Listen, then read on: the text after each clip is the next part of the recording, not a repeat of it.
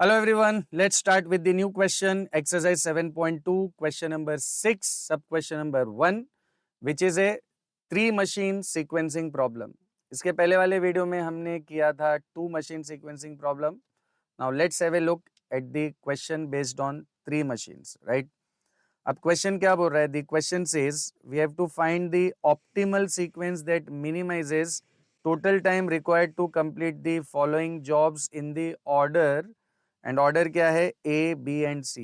ना order A B C मतलब ये जो जॉब्स है इनको हमें पहले मशीन ए पे प्रोसेस करना है.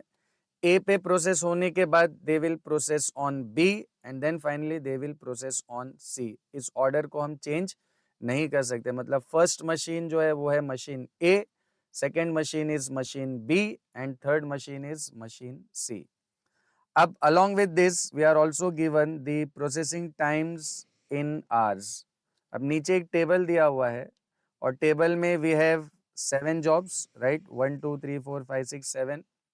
और इन 7 जॉब्स को जो 3 अलग अलग मशीन्स है ए बी एंड सी उन पे प्रोसेस होने के लिए कितना टाइम लगता है आवर्स में, वो हमें दिया है. जैसे मशीन ए को जॉब 1 को प्रोसेस करने के लिए 6 आवर्स लगते हैं, देन जॉब 2 के लिए 7 hours, then 5 hours, 11 hours, 6 7 and 12. इसी तरह मशीन बी की भी डिटेल्स दी हुई है और मशीन सी की भी डिटेल्स दी हुई है. Now based on this information हमें क्या करना है? हमें एक ऐसा सीक्वेंसिंग डेवलप करना है कि ये जो सातों जॉब्स है ये सातों जॉब्स भी कंप्लीट हो जाए and at the same time इनको कंप्लीट करने के लिए जो लगने वाला टाइम है वो कम से कम हो. So the main objective of this question is to minimize the time required to complete all the 7 jobs. तो उसके लिए कैसे सीक्वेंसिंग करना है? मतलब कौन से जॉब को हम पहले प्रोसेस करें, कौन से जॉब को बाद में करें, सो दैट जो लगने वाला टाइम है वो कम से कम हो. अब कैसे करना है? उसके लिए सबसे पहले क्या करेंगे हम? ये जो टेबल दिया हुआ है क्वेश्चन में जो प्रोसेसिंग टाइम्स का, उसको हम एज इट इज कॉपी कर लेते हैं, right? So let's copy the table as it is. ठीक है, ये हमने टेबल को कॉपी कर लिया. इसमें 7 जॉब्स हैं और इन 7 जॉब्स को 3 मशीन्स पे प्रोसेस करने के लिए लगने वाला टाइम दिया हुआ है, करेक्ट? अब इसमें सबसे पहला ये जो 3 मशीन का प्रॉब्लम है इसको हमको कन्वर्ट करना पड़ेगा 2 मशीन प्रॉब्लम में, क्योंकि हमारे पास जो एल्गोरिदम है क्वेश्चन को सॉल्व करने का जो हमारे पास तरीका है वो किसके लिए एप्लीकेबल है? 2 मशीन्स के लिए. तो हमें भी सबसे पहले 3 मशीन्स को कन्वर्ट करना पड़ेगा. कितनी मशीन्स में? 2 मशीन प्रॉब्लम में. लेकिन 3 मशीन्स को 2 मशीन्स में कन्वर्ट करने के लिए there are 2 conditions. What are those conditions? Let's have a look. ये 2 कंडीशंस है. पहली कंडीशन क्या है? Minimum of A must be greater than और equal to maximum of B. Minimum of A या minimum of first machine must be greater than और equal to maximum of second machine. या दूसरी condition है minimum of C must be greater than और equal to maximum of B. अब इन दोनों में से कोई एक कंडीशन भी अगर सेटिस्फाई होती है तो हम 3 मशीन प्रॉब्लम को कन्वर्ट कर सकते हैं 2 मशीन प्रॉब्लम में. तो उसके लिए सबसे पहले हमें क्या करना पड़ेगा? जो मशीन ए है या जो फर्स्ट मशीन है उसकी मिनिमम वैल्यू हमें चाहिए, फिर जो सेकेंड मशीन है उसकी मैक्सिमम वैल्यू चाहिए और जो थर्ड मशीन है उसकी मिनिमम वैल्यू चाहिए. फर्स्ट की मिनिमम वैल्यू, सेकंड की मैक्सिमम वैल्यू एंड थर्ड की मिनिमम वैल्यू. ठीक है, अब मिनिमम ऑफ ए के लिए ये जो ए के प्रोसेसिंग टाइम है इसमें सबसे minimum value if you notice ये है 5, करेक्ट? तो minimum of A is 5 hours, correct? Next हमें क्या फाइंड करना है? Maximum of B. अब बी का मैक्सिमम, तो बी के प्रोसेसिंग टाइम में मैक्सिमम वैल्यू क्या है? मैक्सिमम वैल्यू है 5. तो maximum of B is 5 and then finally minimum of C. तो सी की मिनिमम वैल्यू ढूंढने के लिए यहाँ पे हमारे पास सी के प्रोसेसिंग टाइम्स है, इनकी मिनिमम वैल्यू क्या है? 3 है. Minimum of C is 3. Now you tell me, ये वैल्यूज मिलने के बाद व्हाट डू यू थिंक इन दोनों में से कोई कंडीशन सेटिस्फाई हो रही है? So the answer is yes. कौन सी कंडीशन? ये पहली वाली. यहाँ पर ए की जो मिनिमम वैल्यू है वो भी 5 है और बी की मैक्सिमम वैल्यू भी क्या है? 5. तो इसका मतलब minimum of A and maximum of B, ये दोनों ग्रेटर तो नहीं है लेकिन इक्वल है, राइट? तो ग्रेटर भी चलेगा, इक्वल भी चलेगा, तो हमारे केस में इक्वल है। और अगर कोई एक कंडीशन भी सेटिस्फाई हो रही है तो हम 3 मशीन प्रॉब्लम को किस में कन्वर्ट कर सकते हैं? 2 मशीन प्रॉब्लम में। तो यहाँ पे इन दिस केस ये वाली जो कंडीशन है ये सेटिस्फाई हो रही है, तो हम साइड में लिख लेते हैं this condition is satisfied, right? और अगर ये कंडीशन सेटिस्फाई हो रही है तो 3 मशीन प्रॉब्लम किस में कन्वर्ट हो जाएगा? 2 मशीन। अब जब हम 3 मशीन को 2 मशीन प्रॉब्लम में कन्वर्ट करेंगे तो हमें 2 डमी मशीन्स लेनी पड़ेंगी। लेट्स से पहली जो डमी मशीन है उसको हम जी ले लेते हैं, जी, जो कैसे बनेगी? ए और बी के प्रोसेसिंग टाइम को ऐड करके, right? G is a dummy machine which is first machine plus second machine, and जो दूसरी डमी मशीन है H, that will be B plus C, right? H जो है that will be equal to B plus C. तो G है first machine और second machine का total, और एच जो है वो है सेकेंड और थर्ड मशीन का टोटल, करेक्ट? अब जे और एच को कंप्लीट करने के लिए हम एक नया टेबल बनाएंगे, राइट? क्योंकि ओरिजिनल टेबल में कितनी मशीन्स है? 3 मशीन्स है ए बी सी, और अब हमें इन तीनों मशीन्स को किन में कन्वर्ट करना है? 2 मशीन्स जी और एच। तो हम एक नया टेबल बना लेंगे, राइट? अब नया टेबल यहाँ पे मैंने ऑलरेडी बना के रखा हुआ है, ठीक है? जॉब्स वही रहेंगे 1 2 3 4 5 6 7। अब मशीन जी, जी जो है ए और बी का टोटल है, तो हमें हर जगह पे ए और बी को क्या करना है? ऐड करना है, राइट? तो इन सबको ऐड करते जाओगे तो जी का प्रोसेसिंग टाइम मिल जाएगा। तो पहला 6 + 4 कितना हो रहा है? 10, राइट? 6 + 4 10, 7 + 3 10, then 5 + 2 7, 16 7 12 and 15। तो let's fill the values of G. तो यहाँ पे आ जाएगा 10, then again 10, then 7, then 16, then 7, then 12 and then 15, right?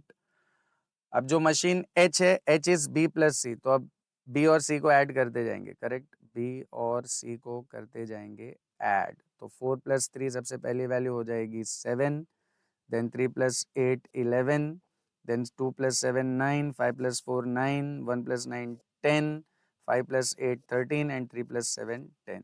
तो ये अभी G और H में कन्वर्ट हो गया। अब ये कन्वर्जन के बाद हमें सीक्वेंसिंग करना है कि भाई कौन सा जॉब पहले और कौन सा जॉब बाद में। तो सीक्वेंसिंग के लिए हम क्या करेंगे? ये जो नया टेबल हमने बनाया है, राइट? तो इस नए टेबल को हम, जस्ट अ मिनट,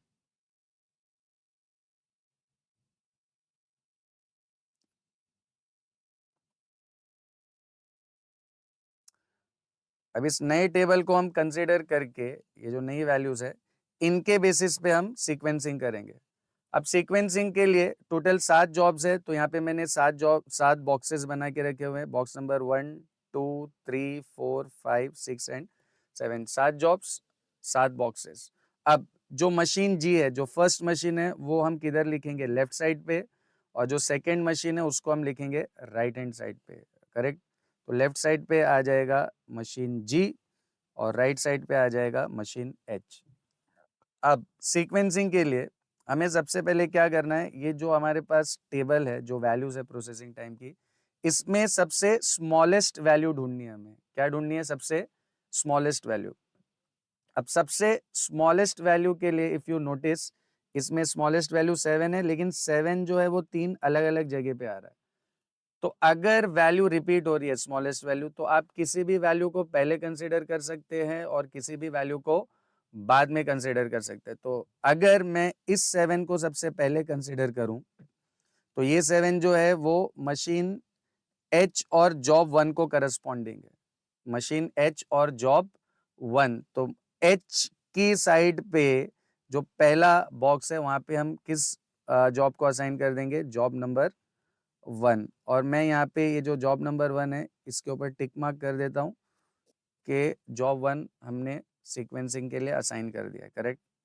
अब जो बचे हुए नंबर्स हैं 1 को, जो जॉब 1 असाइन हो गया उसके अलावा, उसमें वापस स्मॉलेस्ट वैल्यू 7 है, अगेन 2 7 है। आप कोई भी 7 को पहले लीजिए, कोई भी 7 को बाद में लीजिए। तो अगर मैं इस 7 को पहले लेता हूँ तो ये 7 जो है मशीन जी और जॉब 3 को करस्पॉन्डिंग है। तो अब हम क्या करेंगे, जी की साइड पे जो बॉक्स है वहाँ पे जॉब नंबर 3 लिख देंगे, ठीक है। तो ये आ गया आपका जॉब नंबर 3। जॉब 3 को भी टिक मार्क कर देते हैं, ठीक है। अब 1 भी हो गया है और 3 भी हो गया। अब जो बचे हुए एलिमेंट्स है ये दोनों और ये 8 और इनमें सबसे स्मॉलेस्ट कौन सा है? यस, इनमें भी स्मॉलेस्ट है 7 और ये 7 जो है जी और जॉब नंबर 5 को करस्पॉन्डिंग है। तो अब जी की साइड पे जो नेक्स्ट बॉक्स है उधर पे हम कौन सा जॉब असाइन कर देंगे? जॉब नंबर 5, ठीक है। तो ये आ गया अपना जॉब नंबर 5।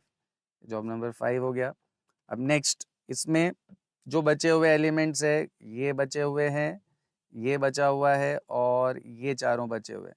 अब इनमें सबसे स्मॉलेस्ट इफ यू नोटिस तो सबसे स्मॉलेस्ट वैल्यू है इसमें 9, करेक्ट।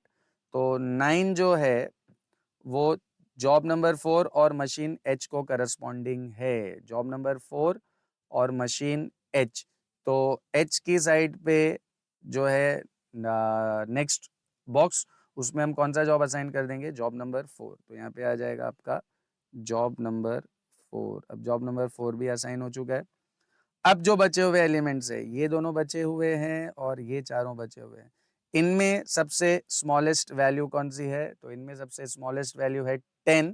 बट अगेन 10 दो जगह रिपीट हो रहा है, एक ये वाला 10 है और एक ये वाला 10 है। अब अगेन आपकी मर्जी, किसी भी 10 को पहले लीजिए, किसी भी 10 को बाद में लीजिए, फाइनल आंसर को कुछ फर्क नहीं पड़ेगा। तो मैं इस 10 को पहले कंसिडर कर लेता हूँ। तो ये जी और 2 को करस्पॉन्डिंग है। तो जी की साइड पे 2 आ जाएगा, करेक्ट। तो यहाँ पे आ जाएगा आपका 2। अब ये भी असाइन हो चुका है।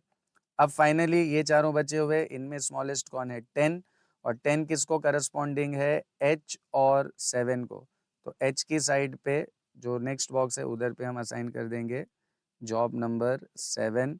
अब बट ऑब्वियस है जो खाली जगह है उस पे जो बचा हुआ जॉब है वही आएगा। बचा हुआ जॉब है 6, तो खाली बॉक्स में आ जाएगा जॉब नंबर 6। तो ये हमने सीक्वेंसिंग कर लिया। अब देखिए ये जो जी और एच है इनका काम सिर्फ सीक्वेंसिंग के लिए ही था। अब सीक्वेंसिंग हो गया है तो जी और एच का रोल खत्म। अब जो नया टेबल हमको फाइनल जो प्रोसेसिंग टाइम का टेबल बनाना है उसके लिए हमें क्या कंसीडर करना है? ये जो ओरिजिनल वैल्यूज है इन्हें कंसीडर करना है। अब उसके लिए क्या करना है? एक नया टेबल बनाना है। तो नए टेबल के लिए चलते हैं नेक्स्ट पेज पे। अब देखिए सीक्वेंसिंग ये लेना है हमको, राइट। ये 3, 5, 2, 6, 7, 4 और 1, करेक्ट। तो अब जो नया टेबल हम बनाएंगे, दिख रहा है यहाँ पे हमने ऑलरेडी क्या किया हुआ है? ये जो जॉब्स है, जॉब्स का वो सीक्वेंस ले जो अभी हमने फाइंड किया है। कौन कौन सा? 3, 5, 2, 6, 7, 4, 1।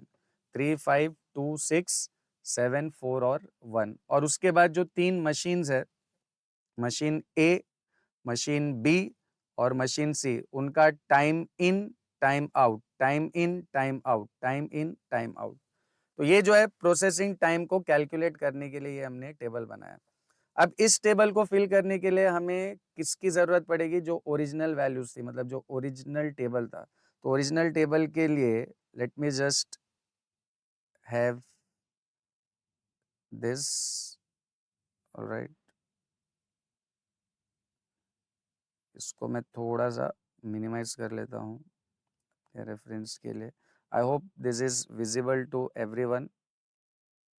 ये ओरिजिनल वैल्यूज है, ठीक है। अब सबसे पहला मशीन ए को कंसिडर करते हैं। मशीन ए, और मशीन ए पे जो सीक्वेंस में पहला जॉब है वो कौन सा है? जॉब 3। तो जॉब 3 को सबसे पहले यहाँ पर अगर आप नोटिस करोगे तो कितना टाइम लग रहा है? 5 आवर्स। कितना टाइम लग रहा है? 5 आवर्स, करेक्ट। अब करना क्या है आपको? जब भी हम प्रोसेसिंग टाइम का टेबल बनाएंगे तो जो भी फर्स्ट मशीन है उसका जो फर्स्ट टाइम इन है, मतलब ये वाला first time in, it is always 0। First time in is always 0, right.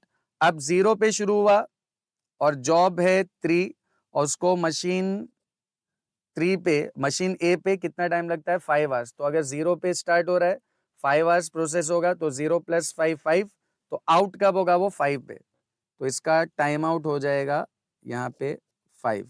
तो जो फर्स्ट मशीन का जॉब नंबर 3 है, जो फर्स्ट जॉब है, उसका टाइम इन है 0 और टाइम आउट क्या है 5। अब आगे के लिए जो नेक्स्ट जॉब है 5, उसका टाइम इन जो है वो ये टाइम आउट बन जाएगा, करेक्ट, क्योंकि जैसे ही मशीन ए पे पहला जॉब निकल गया तो हम उसको दूसरा जॉब असाइन कर देंगे, तो पहले का जो टाइम आउट है वो दूसरे का क्या बन जाएगा, टाइम इन। तो अब जॉब 5 का टाइम इन क्या हो जाएगा 5, ठीक है, तो यहाँ पे 5 लिख लेते हैं। अब ये जॉब है 5, करेक्ट, ये कौन सा जॉब है 5। तो अब जो अपना ओरिजिनल टेबल है, करेक्ट, तो ओरिजिनल टेबल में जॉब 5 को कितना वक्त लग रहा है 6 आवर्स, कितना टाइम लग रहा है 6 आवर्स। तो इन अगर 5 पे हो रहा है और 6 आवर्स प्रोसेस होगा तो 5 + 6 विल बी 11। तो जो टाइम आउट है वो हो जाएगा इधर पे, ये टाइम आउट की वैल्यू हो जाएगी 11। फिर नेक्स्ट जॉब का जो टाइम इन है वो 11 बन जाएगा। अब ये कौन सा जॉब है, जॉब नंबर 2। अब जॉब नंबर 2 को कितना प्रोसेसिंग टाइम दिया हुआ है यहाँ पे 7, प्रोसेसिंग टाइम इज 7, तो 11 में 7 आप ऐड करोगे तो वो कितना हो जाएगा 18 हो जाएगा, करेक्ट, ये 18 हो गया। अब next time in will be 18, correct, ये जो आउट है ये इधर इन बन जाएगा, तो दिस इज 18। और ये जॉब कौन सा है 6। अब जॉब 6 को मशीन ए पे कितना टाइम लगता है 7 आवर्स, तो 18 पे इन, 18 + 7, तो 18 + 7 विल बी 25, तो 18 और उसमें 7 ऐड करेंगे 25 हो जाएगा, तो ये 25। फिर यही 25 जो है नेक्स्ट जॉब के लिए टाइम इन बन जाएगा, तो यहाँ पे 25। अब ये कौन सा जॉब है, जॉब नंबर 7। जॉब नंबर 7 को कितना टाइम लगता है, जॉब नंबर 7 को 12 आवर्स लगते हैं, तो 25 में इफ आई ऐड 12, तो 25 + 12 विल बी 37। फिर next will be time in 37। और ये कौन सा जॉब है, जॉब नंबर 4। जॉब नंबर 4 को कितना वक्त लगता है, जॉब नंबर 4 को लगता है 11 आवर्स, तो 37 में if I add 11, 37 + 11 will be 48 और next time in will be 48। और ये जॉब कौन सा है, जॉब नंबर 1। और जॉब नंबर 1 को कितना प्रोसेसिंग टाइम दिया हुआ है 6, कितना प्रोसेसिंग टाइम है 6, तो यहाँ पे 48 में if I add 6, so 48 + 6 will be 54। तो ये हमने मशीन ए का जो टाइम इन और टाइम आउट कॉलम था ये कंप्लीटली फिल कर लिया है। अब नेक्स्ट मशीन है मशीन बी, बट एक चीज ध्यान रखना, machine B depends on machine A, मतलब जब तक मशीन ए से आपको कुछ इनपुट आउटपुट नहीं मिलेगा आप मशीन बी पे प्रोसेस कुछ नहीं कर सकते। B depends on A, B depends on A. तो हमेशा याद रखिएगा बी का जो पहला टाइम इन है वो फर्स्ट मशीन का जो टाइम आउट होगा वही होगा, करेक्ट। फर्स्ट मशीन के फर्स्ट जॉब का जो टाइम आउट है वो सेकंड मशीन का फर्स्ट टाइम इन बन जाएगा, करेक्ट। तो यही 5 हम पहले यहाँ पे कॉपी कर लेंगे, राइट। तो ये 5 एज इट इज। अब ये जॉब कौन सा है 3, जॉब है 3 और मशीन कौन सी है बी, जॉब 3 और मशीन बी। तो 3 को बी पे कितना टाइम लगता है, मशीन बी पे 2 आवर्स लगता है, कितना टाइम लगता है 2 आवर्स। तो अगर हम 5 में 2 आवर्स ऐड करें तो time out will be 7, so 5 + 2 will be 7। अब नॉर्मली होता है क्या है, ये जो टाइम आउट है ये इधर पे टाइम इन बन जाता है, करेक्ट। जो पहले वाले का टाइम आउट है वो दूसरे वाले का टाइम इन बनता है, जो हमने यहाँ पे किया था, करेक्ट। 5 ये इधर, ये 11, ये 18, ये 25, ये 37, ये 48। बट मशीन बी के वक्त आपको एक चीज क्या ध्यान में रखना है, क्योंकि हमने पहले ही क्या डिस्कस किया था, मशीन बी किस पे डिपेंडेंट है, ए पे। तो नो डाउट ये आउट हो गया तो ये 7 पे इन हो सकता है, बट जो मशीन ए का आउटपुट है वो आपको कब मिल रहा है 11 आवर्स के बाद, तो 11 आवर्स से पहले आप कुछ नहीं कर सकते। तो शॉर्टकट रूल क्या है, इस टाइम आउट और इस टाइम आउट में जो बिगर वैल्यू होगी वो इधर आ जाएगी, करेक्ट। तो जो सेकेंड मशीन है उसके लिए आपको क्या ध्यान रखना है, दोनों टाइम आउट का, ये वाला भी और ये वाला भी, इसमें जो ग्रेटर है वो इधर आ जाएगा। तो डेफिनेटली 7 और 11 में ग्रेटर कौन है 11, तो यहाँ पर 11 आ जाएगा, करेक्ट। तो ये 11। अब ये कौन सा जॉब है, जॉब 5 और कौन सी मशीन है, मशीन बी। तो मशीन बी और जॉब 5 के लिए कितना टाइम लगता है भाई? मशीन बी और जॉब 5 1 आवर। तो अब आपको क्या करना है, 11 में 1 आवर ऐड करोगे तो ये 11 + 1 कितना हो जाएगा? 12। 11 + 1 विल बी 12। अब अगेन ये नॉर्मली इधर आना चाहिए था, बट ये 12 है और ये 18 है, तो come on, what is the rule? इन दोनों में जो बिगर वैल्यू है वो आएगा, तो यहाँ पे 18 आ जाएगा, करेक्ट। सो 18। अब ये कौन सा जॉब है? ये है जॉब नंबर 2। अब जॉब नंबर 2 को मशीन बी पे कितना टाइम लगता है? 3 आवर्स, करेक्ट। तो 18 में इफ आई ऐड 3, 18 + 3, 18 + 3 कितना हो जाएगा? 21। तो यह आ जाएगा 21। अब नेक्स्ट इधर के लिए 21 और 25, 21 और 25 में कौन ग्रेटर है? 25। तो यहाँ पे क्या आ जाएगा? 25। तो ये 25। अब ये कौन सा जॉब है? Job number 6। और कौन सी मशीन है? Machine B. तो मशीन बी को जॉब 6 के लिए कितना टाइम लगता है? 5 आवर्स। कितना लगता है? 5 आवर्स। तो 25 में +5 करेंगे तो 25 + 5 विल बी 30। अब नेक्स्ट ये 30 है, ये 37 है, बिगर कौन है? 37। तो यहाँ पे कौन सी वैल्यू आ जाएगी? 37। तो 37 विल बी इन। और ये जॉब है 7, मशीन है बी। तो 7 और बी के लिए 7 और बी का कॉम्बिनेशन कितना है? 3। तो 37 में if I add 3 hours, 37 + 3 will be 40। Again ये आउट टाइम 40 है, ये आउट टाइम 48 है, बिगर कौन है? बिगर है 48। तो यहाँ पे 48 आ जाएगा, करेक्ट। 48। अब 48 ये कौन सा जॉब है? ये है जॉब नंबर 4 और मशीन बी। तो जॉब नंबर 4 और मशीन बी कितना लगता है? 5 आवर्स। कितना लगता है? 5। तो 48 में if I add 5, 48 + 5 will be 53। And then ये 53 है, ये 54 है, ग्रेटर 54 है, तो ग्रेटर वैल्यू इधर आ जाएगी। तो ये आ जाएगा आपका 54। अब ये कौन सा जॉब है? जॉब नंबर 1 और मशीन बी। तो बी को 1 पे कितना टाइम लगता है? 4 आवर्स। कितना लगता है?